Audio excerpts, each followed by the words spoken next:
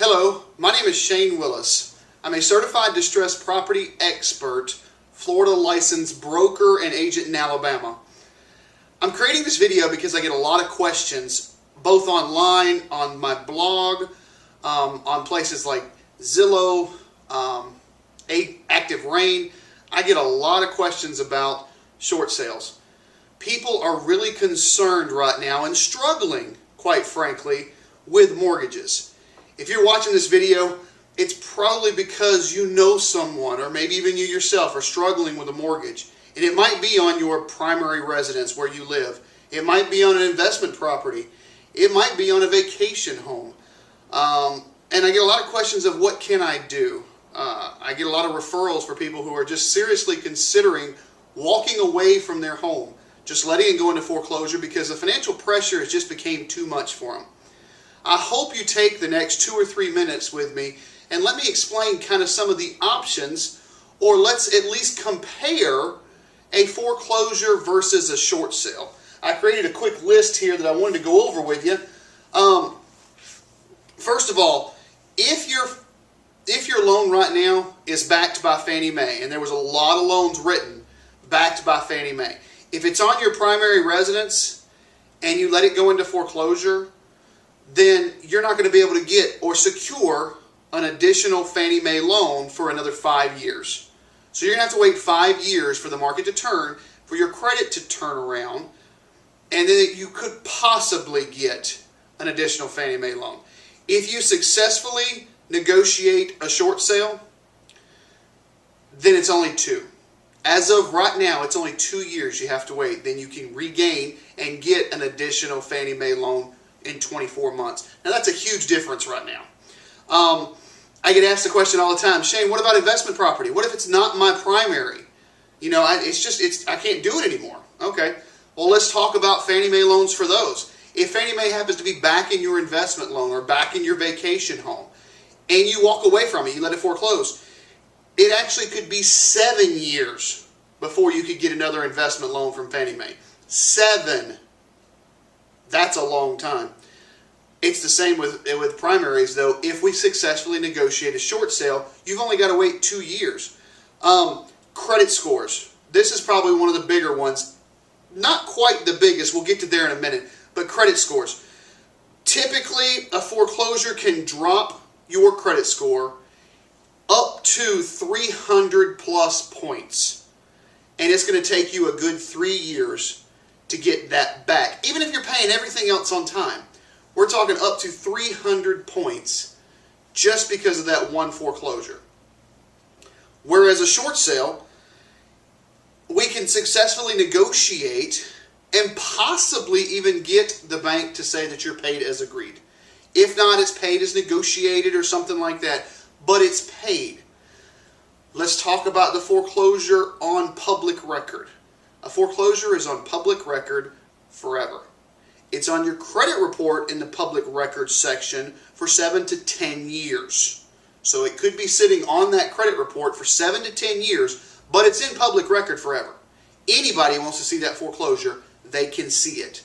A short sale is not currently filed at the county. It's not on your credit report. There's nothing that says currently short sale on it. So you're avoiding that altogether. Now here's the big one, and I have multiple things here. But, well, let me go back to this one first. Security clearances. If you have a security clearance and you have a foreclosure, there's a real good chance you're going to lose your security clearance. And that could be your job. That could be your primary income. That could be what feeds you and your family. Whereas you can successfully negotiate a short sale, and I have stories after stories of people who have successfully negotiated short sales and been able to retain their security clearance. That's retaining your job. That's retaining your source of income.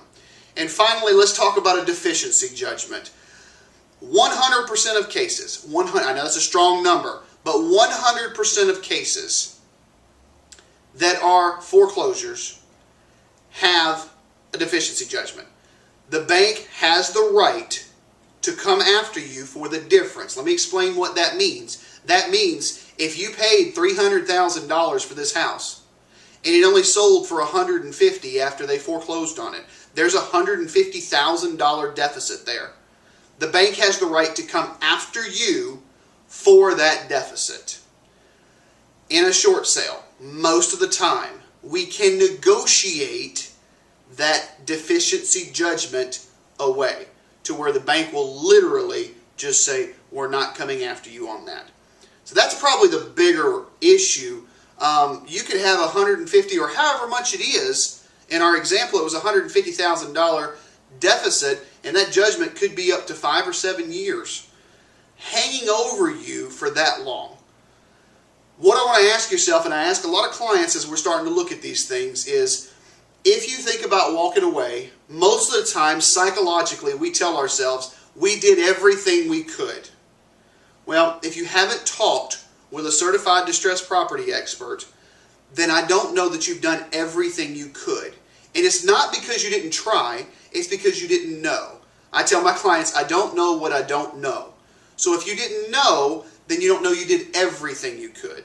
But now you have the knowledge, and knowledge is power, to contact a certified distressed property expert. I hope you contact me and give me a chance to help you with this. Then, if things don't work out and it does wind up getting foreclosed on, which every once in a while does happen, at least you can then look at yourself in the mirror and say, I have done everything I could for that property. I didn't just give up and walk away. I did everything I could, to include bringing in a certified distressed property expert to help me attempt to negotiate this. I've got a couple other videos here on this website of success stories. I hope you take a look at them. Hopefully I'll hear from you. My email's here. My telephone number is listed at the bottom. Hopefully I'll hear from you. You don't have to go through this alone. This is what I do. I negotiate with banks day in and day out. And I don't charge a fee to come over and talk with you. I don't charge a fee to come over and assess your situation, assess the home. And here's a good thing. My fees are paid for by the bank when we successfully negotiate a deal. So truly, there's nothing coming out of your pocket. So with nothing coming out of your pocket and the peace of mind that you can do everything possible for your situation, I highly hope that you give me a call. I look forward to hearing from you.